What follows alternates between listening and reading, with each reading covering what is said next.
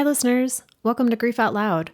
Remember the last time you tried to talk about grief and suddenly everybody left the room?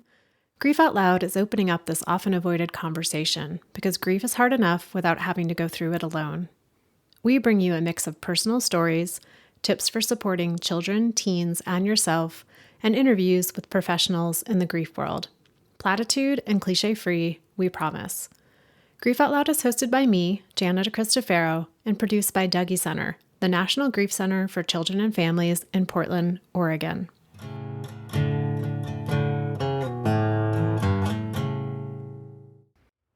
So many people who work in the field of grief and bereavement land here because of their personal experience. They want to provide others with what they most needed, in the hopes of making things just a little bit easier for someone else. This is especially true for Melody Lomboy Lowe and her niece, Gracelyn Bateman. They are the co-founders of Luna Peak Foundation, a nonprofit that supports those affected by cancer and by grief. Through their books and social media channels, they tell the stories of multicultural survivors of cancer and those who have had someone die. Melody and Gracelyn know both of those worlds very well. Melody was diagnosed with acute lymphoblastic blood cancer when she was 6 and went through intensive treatment until she was 9. Gracelyn's dad, who was also Melody's brother-in-law, died of a cardiac event while running in 2016. Through Luna Peak Foundation, Melody and Gracelyn have published a number of books, including Beyond Remission and Beyond Grief, which are collections of photos and interviews with people from across the country. Their newest book, Holiday Griefings, is a workbook for folks facing grief during the end-of-year holidays. Luna Peak donates thousands of their books to hospitals, support group programs, hospice centers, and retirement facilities. We go to a lot of places in this conversation, including how grief shows up for Melody and Gracelyn during the holidays, what it would have meant to Melody as a 6-year-old kid to see images and hear stories from other cancer survivors who looked like her, and how cancer and grief have radically changed both of their lives. Melody and Gracelyn, thank you so much for joining Grief Out Loud. I know it's been a bit of a wait to come be part of the show, so I appreciate you making time today. Thank you for having us. And how do you both tend to introduce yourselves when the conversation you're having is about grief? Do you want to go first, Gracelyn? Sure. I usually disclose that I am part of the Dead Dads Club. That's the easiest way to introduce myself. And most recently, I have become a death doula. So I have now earned the nickname Grieflyn. Grieflyn. And I introduced myself as a lifelong griever. Being a childhood cancer survivor, I was diagnosed when I was 6. So I lost many friends along that journey. Lifelong griever. It's been, best friends, good friends, cousins. I've lost a lot of people at a very young age. And then Gracelyn and I, of course, share family grief. And Melody, just to clarify, when you said I lost a lot of friends along the way, you mean friends who have also died, not friends that you lost because you were going through cancer? No, friends that had cancer with me. So they were in treatment with me in the hospital. And I know you mentioned that you share family grief, and I imagine there have been maybe multiple people in your family who have died, but thinking particularly, Gracelyn, about your dad, and Melody, your brother-in-law, who's the same person, and what makes you think of him, especially this time of year? So, Gracelyn and I also, we often speak about how the holidays are probably the hardest time for our grief. It brings up a lot of memories that are wonderful, but then you grieve that you don't have those times to look forward to. And we've had a big shift in our family of how we celebrate. So some of those traditions are different. We love thinking about Chris at this time of year because he baked cookies for everybody, and we called them Kip's chips. And people crave them. They were just delicious. And it's a secret family recipe that we don't share with anybody, but during the holidays, we make them and we pass them out. And so that's what makes me think of him during this time of year. And Gracelyn, how about for you? What makes you think of your dad? There's so many tangible things around the holidays that just jog your memory. And even if it's just walking through Target and you see something that they would have liked or something you would have liked to put in their stocking, even the act of hanging up his stocking, which we still do. We love to see his Chris stocking. My mom made handmade stockings and they have everyone's names on them. in really adorable stitching. And so we always love having those up. I have a family of 4 for my immediate family. And so even just having his stocking up there is a good reminder of, he's still here and he's still with us. And we definitely have his presence still here. We also used to go skiing a lot. We have a lot of family memories of going up into the mountains, and my dad loved skiing. So also something about the winter time and having more snow around and going up and having that fun ski time with family is something that we think of a lot, especially during this time. Well, and I know today we're going to talk quite a bit about Luna Peak Foundation, the foundation that you both co-created, and that foundation works to serve people who are going through an experience of having a cancer diagnosis and cancer treatment, and also those who have had someone die. Can you tell us just a little, like, kind of the origin story of how you got to this place of creating Luna Peak Foundation? Well, I like to joke that I had to wait for Gracelyn to grow up to help me create the foundation that I've always wanted. I'm her aunt and I'm 12 years older. And so after she finished her master's program and she was working in the corporate world, that's when we had the loss of her dad. And we came together after that and started talking about some of the things that I wish I had when I was going through my cancer treatment and my own grief, things that she wished she would have had when her grief first started. That's why we decided to start, a foundation that helps people that are newly going through these experiences. And how about you, Gracelyn, besides your aunt convincing you to do it? What was kind of your motivation? So much of what we do is honoring my aunt's story of survival and resilience and her motto of celebrating life. And I think that could absolutely be extended into the grief community as well. So much of what we do is trying to humanize the topics of cancer and grief. And they are such dark topics that people oftentimes don't want to talk about, but they affect so many people. All of us will know grief in our lifetime in some way. So to be able to shine a light on very dark topics and to bring a multicultural twist to a lot of the projects and photography and interviews that we do, all of this is something that motivates us to push forward and build community and use these authentic survivor stories to help people talk about these things because, they're universal topics. And I know, listeners will be able to click on the link in the show notes and explore your website, but can you talk just briefly about what are some of the different projects that you have happening with Luna Peak? Our very first project was our book, Beyond Remission. And it took us about 2 years. We went around the country and took photos of cancer survivors and asked them what got them through their darkest days, what got them through their treatment, what was something that was helpful in their treatment in order to help a newly diagnosed cancer patient. So that book is a photography book. So you'll see like the eyes of the cancer survivor and them smiling, because being able to smile through a devastating diagnosis is always hopeful to be able to see somebody that went through what you went through. Beyond Remission was a book I wish I had because I didn't know what a survivor looked like. At 6 years old, you're told you have cancer and you could possibly die, but you could survive. But what does that look like? And how do what is survivorship? So that's what we wanted to show people through Beyond Remission. And that was our very first book. And then we sort of mimicked that for the grief world. And I'll let Gracelyn speak a little bit about Beyond Grief. So similar to looking at what life after cancer looks like, we decided to ask the question, what does life after loss look like? So we interviewed people who had undergone a loss between 1 to 66 years ago.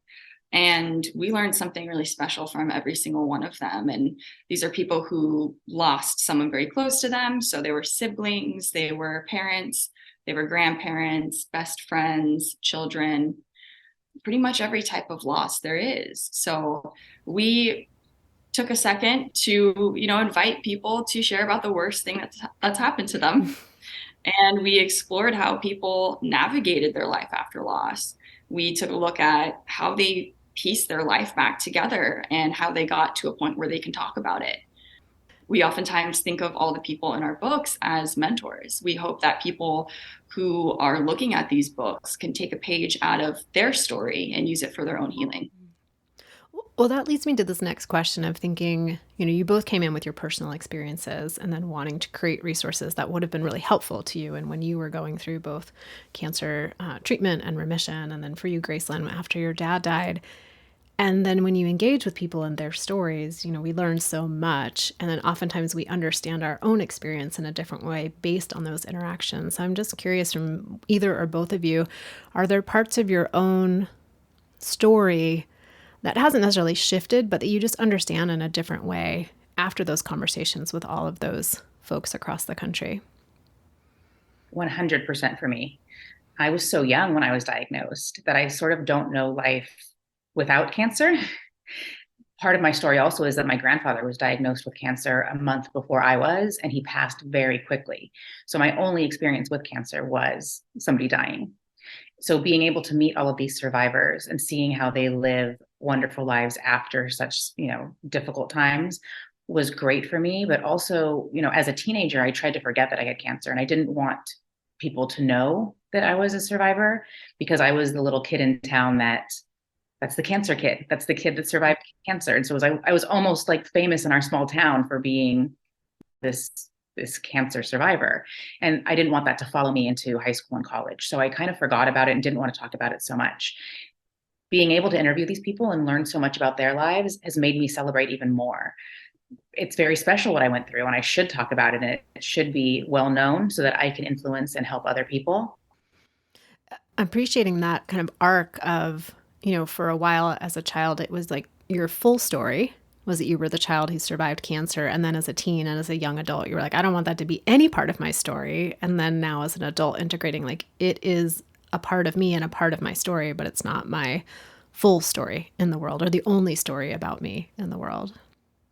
And Gracelyn, how about for you? Anything that you understand differently about your own grief after the Beyond Grief book?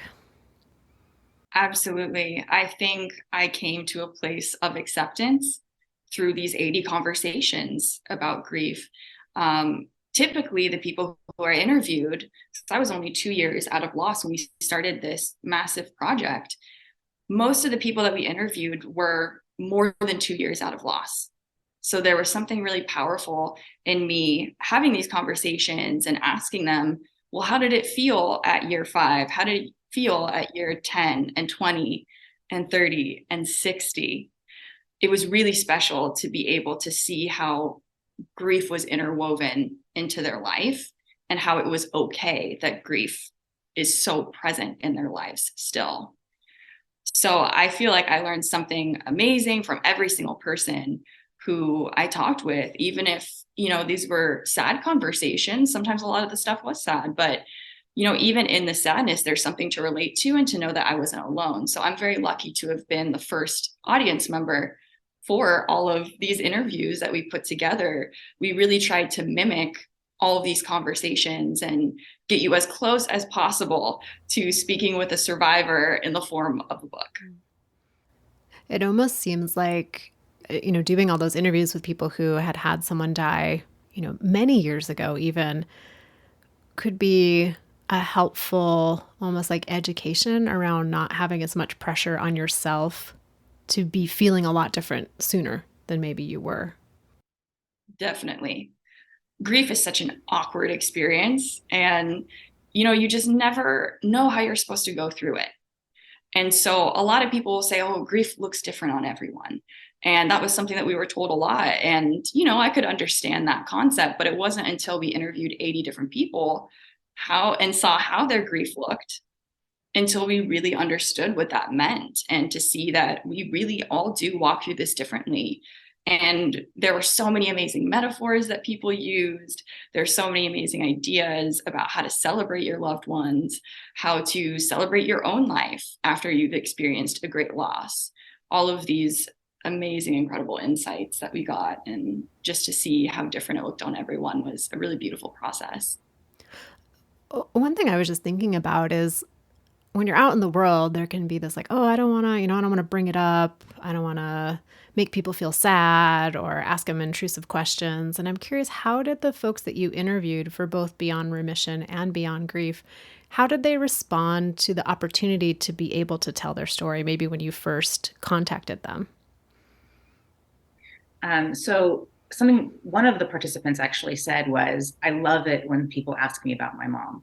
I love talking about my mom because I don't forget that she's not here. Just because you asked me about her doesn't remind me like, oh my gosh, you just reminded me that my mom is dead. Right. I know she's not here, but I do like to talk about her. So that's something we actually take with us now is if we are around a new griever or an old griever, even we ask them about their person.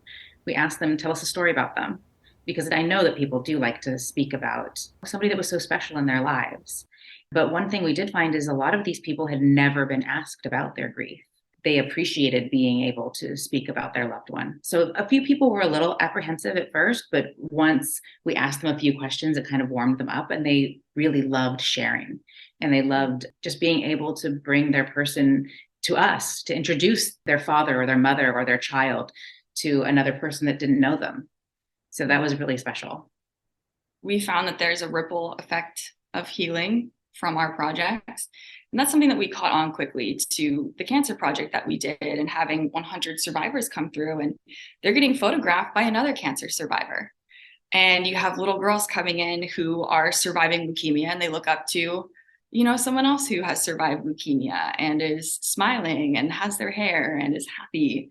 It's so powerful for them to connect survivor to survivor. And it's powerful for them to know that their story means something and that it's going to help other people too. I think just that ripple effect was so powerful from that first project that we did that we figured we need to keep this going. It just means so much to people to know that their story is helping other people too. And Gracelyn, you mentioned earlier in our conversation that it was really important for you all to bring, I think you used the term like a multicultural twist to the projects, and wondered if you could talk a little bit more about that. It matters a lot to speak with someone who you can relate to. And so for us having, using the medium of photography and books to speak to people and using these images, it was really important for us to show people faces and eyes and backgrounds that they could relate to. It means so much for me to speak with someone else who looks like me or who I think has a similar lifestyle or a similar background. When I was a child with cancer, the only images of other children with cancer were these beautiful, cherry-lipped, pink-cheeked, bald head, white children. And so for me, I just didn't see myself in those other images, like the St. Jude's ads that you see. So it was important for me to show all different cultures, all different backgrounds. And even in our cancer book and our grief book, we wanted diversity of types of cancer. Just like I wanted Black people and Mexican people and mixed backgrounds like myself.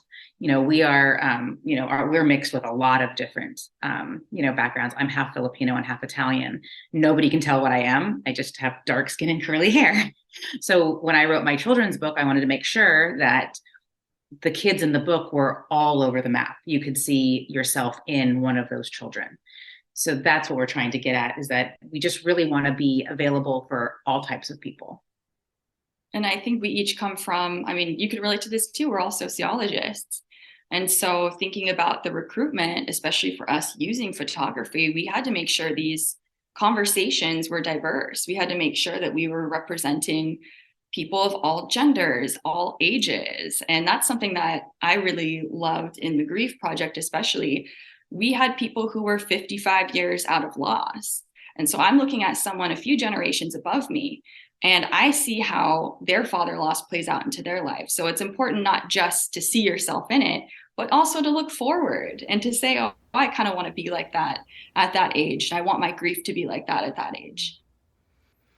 Melody, you've mentioned a few things from when you were 6 when you were diagnosed, and then you were in treatment until you were 9. And, you mentioned like needing to see images of kids like you that look like you that you could relate to, of knowing what survivors are like after they go through treatment and they're in remission. But are there other things that you can think back to, like, oh, I really wish the adults in my life had, whether it was family members or the medical providers you were interacting with? Like, what did you as a 6, 7, 8, 9-year-old need from the adults who were supporting you?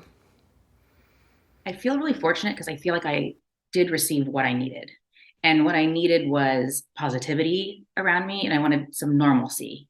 And so the doctor that treated me was such a wonderful person, and something that he told me right away, the day I was diagnosed, He allowed me to look at the slides of my blood with him so he could see what, and he taught me what the cells looked like and what leukemia looked like.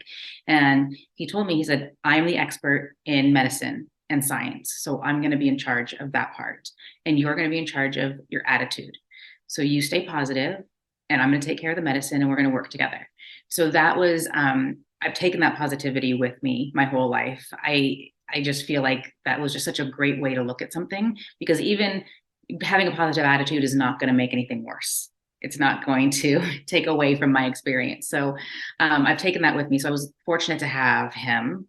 My parents were always very honest with me. So I was told right away that I had a 50% chance of survival. My parents wanted me to continue having the childhood that I had before, whether I was going to pass or not. So I stayed swimming. I was a competitive swimmer, and they took me to swim practice all week. If I was too weak to participate, I would watch. My friends and my brother was on the team, so I'd watch him practice, and I'd go to swim meets on the weekend, even if I wasn't feeling well. And so they kept this, like, at least one thing stayed steady for me. And I think that that was really important. Whether it's, a kid that loves art or a kid that loves swimming, like, you can find something that your child can still continue doing, whether it's after grief or during cancer treatment, as long as there's something that they can feel that they can hold on to. And swimming has been a part of my life ever since. And I still am not willing to let go of that. I still swim a lot, and I still love the water. One thing I feel like I didn't know that I did need to know was that there was an end to treatment, and that there was, you can grow up and you can have a very normal life after cancer. That's where our books come in, is that I wanted to see that when I was first diagnosed. My parents told me that I might survive, I might not, but what does survival look like?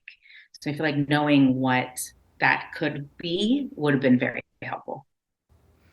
And Gracelyn, I know I wasn't like planning on asking you a very similar question in that, but when your dad died, you were a young adult, and just wondering, like, what did you need from the people in your life, from your community, from your peers, from your family? Like, what kinds of things did you find like, oh, I really need this in my grief?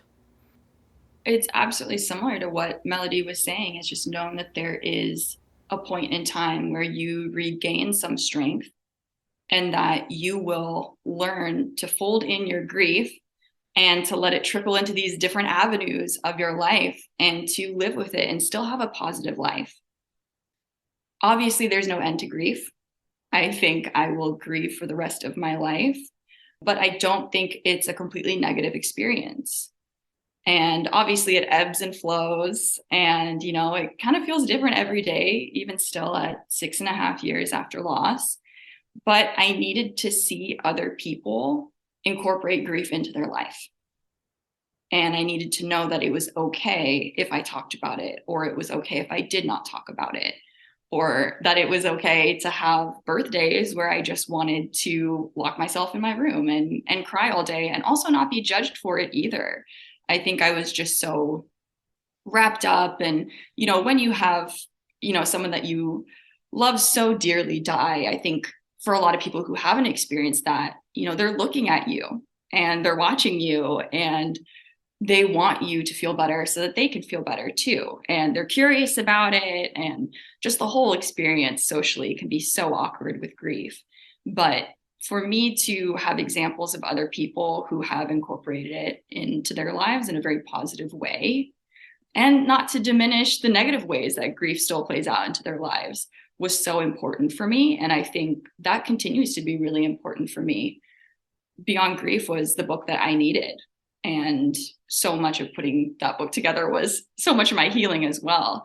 But I still refer back to these pages. And I think, even looking at somebody 5 years out of grief, 10 years out of grief, right now I'm looking more towards all those examples of people 10 years out of their grief.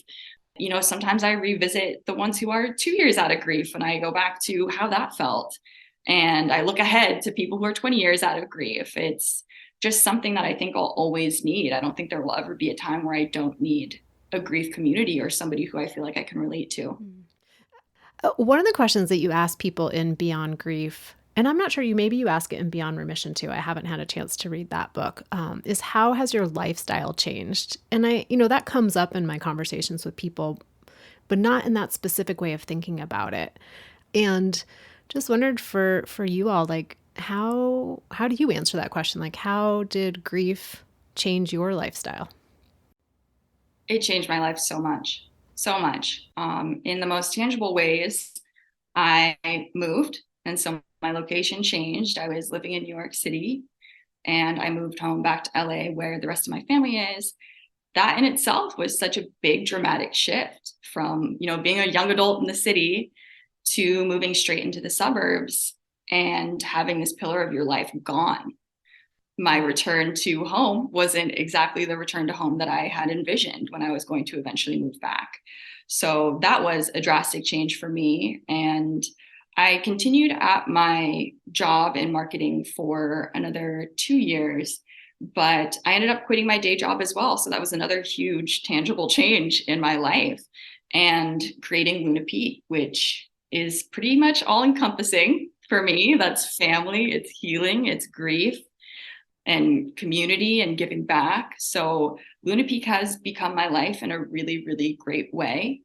And I wouldn't change that for the world. And post loss, I've really had to make space for my grief physically and emotionally. And I think that's probably been the biggest change for me, because I have to take that into account and I have to roll with the punches. And so much of my life can't really be planned. So I've come to a place of acceptance of that. And I welcome the change. I don't think much shocks me anymore. I just kind of have to walk through and see where life takes me. But I also became a death doula, and I consider myself to be a very death positive person. And that's another way that my lifestyle has changed. I think my approach to how I spend my time and what I'm planning for the future, all of that takes into account my own mortality, and it takes into account the very real conversations and authentic conversations that I have with people, and especially with community building. I think for us, we have more of a heightened sense of end of life planning, living life fully. That's kind of a lot of our focus. So some pretty immediate, tangible changes in like where you were living and what you were doing and who you were around, but then some bigger picture value, perspective, priority shifts as well. And how about you, Melody? So, gosh, after Chris's death, because that was like a really big change in our family, because he was sort of the center of many things. He was the center of the holiday parties, and he was the center of Thanksgiving and Christmas. So those definitely changed. Our holidays have changed a lot. I have to say that I think I didn't realize how many grievers are just walking around all the time. And that was a realization that Gracelyn and I had when Chris passed. It was like, wow, my dad lost his father at a young age, and family friends lost their dads when they were children, and we didn't realize we were among these grievers all the time, and we were seeing them smile, and we were seeing them live wonderful lives, but we didn't even realize what they had been through. I think I didn't realize how physical grief can affect you. I just remember like the actual pain. I didn't know your body felt that bad, because I had experienced a lot of loss as a child, but it was a different feeling as an adult, losing someone very unexpectedly too, because all the loss that I had experienced before was you knew somebody was very sick and you could anticipate them passing. So it was just a different experience and a different feeling. So yeah, life after a loss of Chris has been, just changed the entire family. It changed how everybody interacted. And something that I found very interesting was to watch how everybody grieved so differently. Some people were willing to talk about it all the time. Some people wanted to crawl into a hole. Our family is very large. I'm the youngest of 5. So even just how my sister grieved was a different way than I thought she would. And the way my mom grieved, it was just very eye-opening to see just how different people truly are, even within the same family.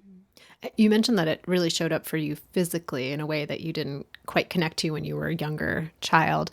What did that look like for you? How did it show up in your body? Well, definitely just like I had a lot of pain, like pain in my chest, like aching feelings. And then, on and off shaking, like the anxiety and the worry and trying to get to the hospital to, help my sister. And, that whole day is such a fog. But when I arrived to be with my big family, I kicked it into gear. Like I like this fog took over and I planned the whole funeral. I helped. I felt like I needed to get through it by being the worker bee. I was buzzing around and helping and trying to get everything done and keep it together for people that couldn't keep it together. But I kept it together for so long that when I returned home, I just threw up. I feel like my body held it all in for as long as it could. And the minute I was allowed to relax, that's when the physical pain and the nausea and the sickness kind of came. So I feel like I was like sick for a week after the initial week. As someone who had cancer, as a young child, went through treatment, continued to like identify as an ongoing cancer survivor, when your body reacts so strongly like that, does it kick up fear for you? So not in that sense, not in that case, I should say, not after the funeral and after all of the planning, but every other time I feel sick. Yes. So I knew what this was from. I think if I don't know where the pain or the feelings or sensations are from, then I'm always scared. But this, I knew why I was feeling this way. But just in life in general, yes. If I feel a bump on my neck, I freak out. If I feel a bump on my child's neck, it's an ongoing anxiety that I do have. And that's, I think, something that I'll probably live with for a long time. So any health related issue is always difficult for me. And I have to get tests done often and just make sure that everything's in check. But I'm fortunate that my husband is an oncologist. So I bother him with every bump. So that's one lucky thing that I do have going on, is that I have someone to tell me, like, just relax, you're very healthy, you're okay. But we'll get it checked out. But, let's take it down. Seems like there's a parallel for folks who have had someone die of that. We just think of it as like increased vigilance. Anytime the phone rings at a time when it's not supposed to ring, or if somebody's a couple minutes late coming home, or they don't text us back right away, that there's just this elevated awareness of danger and fragility of life and how quickly things can change. And Gracelyn, does that show up in your process, that heightened awareness? Definitely. I think we're just surrounded by cancer and grief all the time. And it's really a blessing that people think of us first when something happens that affects their life so deeply. And it's an honor to hear their stories. It's an honor to be on their close friends list of people who they feel safe with to talk about all of these things happening in their lives. But it can also be a very sad thing as well. We had a week just a couple of weeks ago where we had a participant from our Beyond Remission book become metastatic with breast cancer after surviving 18 years ago. And we also had another dear friend of ours who had previously survived breast cancer become metastatic as well. And then we had another friend get diagnosed with breast cancer on the same week. So there's so many times where you're just reminded so constantly that terrible things happen, and terrible things happen to good people sometimes too. So it's definitely a blessing to be a part of a community where we can talk about these things and show support for other people in more relevant ways. But it's also very devastating. What did you do after all that news of that 1 week? Like, what did you find that you needed physically, emotionally? Each other. I feel like our text thread between each other is just that's my therapy, being able to talk to Gracelyn about things. I think also one thing that we love to do is to make care packages for people when they're going through something. And I've just recently realized that I feel that that is also helping us, because it is that busy bee kicking it into gear, having to do something. So I feel like I can't do nothing. So building a basket for someone and delivering it to them is another way of me healing and us healing. And even just us talking about, what do you think they're going to need? Do they want wine? Do they want tea? Like, what should we put in this? And that whole process helps us help them, but it also helps us. I hope that makes sense. That totally makes sense. Having some outlet of there's a buildup of energy, whether it's worry, whether it's fear, whether it's frustration, like whatever it is, it needs some place to go. And so giving your body and your mind something to do, I can imagine feels very supportive. We've talked quite a bit about, what you have created so far with Luna Peak, which is significant. So many books, so many helpful resources. Wondering moving forward, like what hopes do you have of what else you'll be creating in the world? So I want to continue our work of donating books. That's one of our most fulfilling things. We love creating the books, but I love delivering them to hospitals and to therapy offices and to be, sharing our work. So I want to continue sharing the work, and we want to expand and have more offerings. We've spoken about, having wellness, healing the whole self, not just the mind. Like I was talking about, my doctor said his job was to heal my body and I was going to be positive. So I feel like we want to have that whole full circle of healing for people. Absolutely. And as we continue this work and we continue to make care packages for people in our lives, just even on the side, we get so many ideas about communities that need that extra support and communities that need better access to these resources too. So we're constantly thinking of new, larger photography books and different ways to disseminate this information, because healing is so much easier when you do it in a community. And I think we'd really like to grow the nonprofit to be much larger. Right now it is a small family-owned nonprofit and we do most of the work ourselves. So if I'm really looking forward and where do I want Luna Peak to be 5 years from now, is just a much larger space and including a lot more people. Well, Melody and Gracelyn, thank you so much for taking time to talk with me today, for Grief Out Loud, for sharing your even personal experiences with our listeners, and also for the work that you're doing, the books that you're creating. I will put links, as I always do, in the show notes, but are there any other places people should be going to follow along with what you're doing? So on Instagram, we have a grief-centered community called Snapshots of Life After Loss. And this started by just sharing different passages from the book and stories of different grievers who we've interviewed, and it's now transitioned into memes. And that work has now transitioned into us making dark humor workbooks, especially for grievers. We can all use a laugh. Grief is hard enough. We can, smile and laugh through it too. So we made a workbook called Seasons Griefings. And that is our holiday version of our regular grief workbook, but we hope it gives people an opportunity to smile and laugh. And when you go through it, it feels like working through your grief with a friend who understands. So we hope that that is the experience that people have going through these. Well, listeners, I was really lucky because Gracelyn sent me a couple of copies of the holiday griefings. And the other day I was like, what am I going to do in my kids group? I have no ideas. And I pulled out the activity Frosted Feelings, which is where you get to draw on a gingerbread person cookie the feelings that you have in your grief, that really physical manifestation. And it was great. It was so fun to be able to do that with the kids. They really enjoyed the activity. And then I brought the concept to a young adult group. I didn't have them draw on a piece of paper, but they really related to that idea of externalizing how grief feels in our body. So I'm just really grateful for that activity and for the workbook. Thank you. We're always happy to share these and hope they are relevant for support groups and therapist offices. So thank you so much. And thank you for all the work that you do. Well, listeners, all that will be in the show notes. I'm definitely going to go be checking out this Instagram dark humor account because I definitely need that. It makes me feel a little bit less like a weirdo in the world, knowing there's other people who appreciate that. And yeah, Melody and Gracelyn, again, thanks for taking time out of what is a really busy season to be part of the show today. I appreciate both of your times. Thank you. It was wonderful meeting you.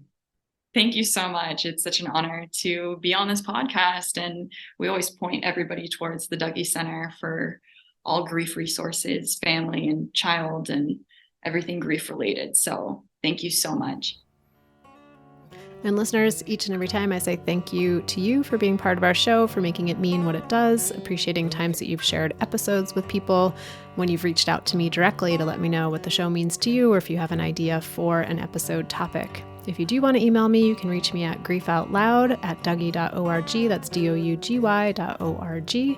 And that's also our website where you can find all the past episodes of Grief Out Loud, our free tip sheets and activity sheets, and information about our local programming. I'm also excited to share that Grief Out Loud is sponsored in part by the Chester Stephan Endowment Fund. Thanks so much for listening. We hope you'll join us again next time.